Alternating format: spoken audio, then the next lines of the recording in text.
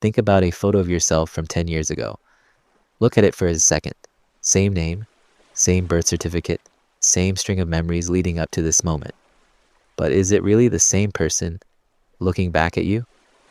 Here's an old puzzle that makes this question harder than it sounds. Imagine a wooden ship. Over the years, every single plank rots and gets replaced. One plank this year, another the next, until decades later, not one original piece of wood remains. Is it still the same ship? Ancient philosophers argued about this for centuries.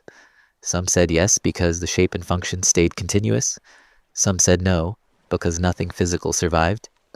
And some pointed out something stranger still. What if someone collected all the old discarded planks and rebuilt the original ship from them? Now you'd have two ships.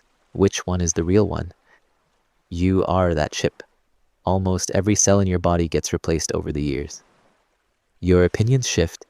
The things that used to devastate you barely register now.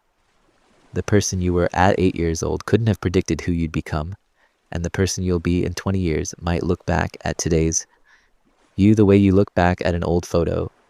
Familiar, but strange.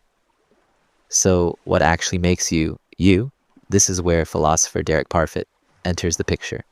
Parfit spent much of his career arguing that personal identity isn't the solid, unbroken thread we assume it is. He suggested that what really connects you to your past and future selves isn't some deep, unchanging essence. It's something more like an overlapping chain. Today's you shares memories, personality traits, and intentions with yesterday's you. Yesterday's you shared those things with the you from last week. Link by link, the chain stretches backward and forward, and this is the unsettling part, a link far enough away on that chain might share almost nothing with you at all. The 8-year-old version of you and the 50-year-old version might be connected only distantly, through decades of small overlapping links rather than by one solid, continuous self. Parfit's conclusion wasn't meant to be frightening. He argued that personal identity, in the deep sense we usually imagine, matters less than we think. What matters is the psychological connectedness, the memories, the care you have for your future self, the threads that link one moment to the next. And once you stop needing a single unbroken self to hold everything together, something interesting happens. Change stops feeling like a threat. It starts to feel like what it actually is. Continuity, just in a different form. This connects to something psychologists have studied directly. Research on what's sometimes called the end of history illusion found that people consistently underestimate how much they'll change in the future, even while accurately recognizing how much they've already changed in the past.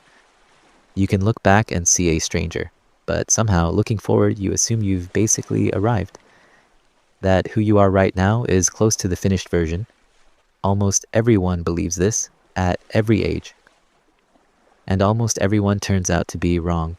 So if the self isn't a fixed thing, but a process, a ship perpetually being rebuilt, plank by plank, maybe the right question was never, am I still the same person?